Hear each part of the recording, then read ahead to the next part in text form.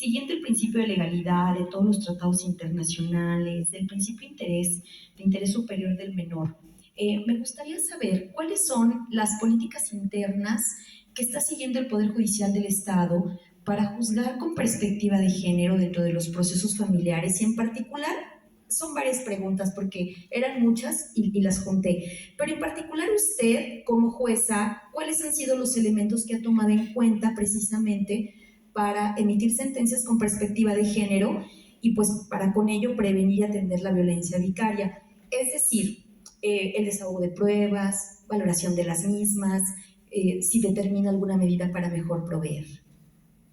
Bien, muchas gracias. Gracias por invitarme para compartir este tema tan interesante, este tema que gracias a las compañeras que compartieron sus vivencias, de verdad que se sensibiliza, porque yo considero que el que se haya incorporado este concepto de violencia vicaria, pues va a sensibilizarnos a todos los juzgadores, a las personas que tenemos que atender, abogados, desde luego, porque de repente es como muy fácil, mira, yo cliente, tú me pagas y entonces, pues bueno, dime qué quieres y así lo hago, ¿no? Y entonces también de repente los juzgadores, pues atendemos a los hechos que se nos presentan. Pero bueno, en este sentido, pues muchas gracias. Licenciadas, abogadas, muchas gracias también por compartir las funciones que ustedes realizan y que también pues hemos tenido la experiencia de compartir con ustedes el apoyo que nos han dado ahorita que conteste yo las preguntas y bueno pues gracias a los compañeros que están aquí que han venido. Sí, claro. Bueno, entonces pues bueno voy a contestar esta pregunta de lo que viene siendo juzgar con perspectiva de género. En el 2011 sabemos que tuvimos la mejor reforma de la Constitución, que fue, pues ahora sí, el incorporar los derechos humanos a la Constitución. El protocolo para juzgar con perspectiva de género, en primer lugar, nace como una recomendación que realiza la Corte Interamericana de Derechos Humanos al resolver el caso Algodonero, también conocido como las muertas de Juárez, donde pues, se vio que el Estado mexicano no contaba con ningún mecanismo para poder atender a las mujeres. Entonces, esta es la primera recomendación que se hace y nace este primer protocolo. En el 2017, la Suprema Corte de Justicia de la Nación, pues crea una jurisprudencia y entonces nos da los elementos para poder juzgar con perspectiva de género, lo cual se recoge en el nuevo protocolo para juzgar con perspectiva de género 2021.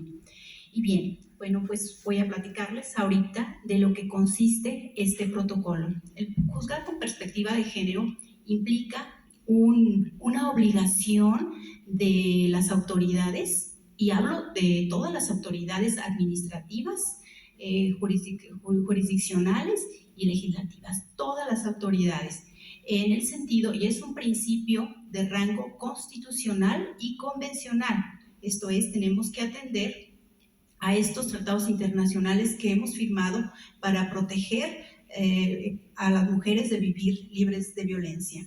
En este sentido, bueno, pues, ¿qué implica este protocolo? En primer lugar, tenemos que identificar si existe una asimetría de poder entre las partes. Especialmente en materia familiar tenemos al papá, a la mamá, y vamos a identificarlo como, pues advirtiéndose. Para ello, la primera parte es que se nos digan las demandas que se trata de una mujer dedicada al hogar.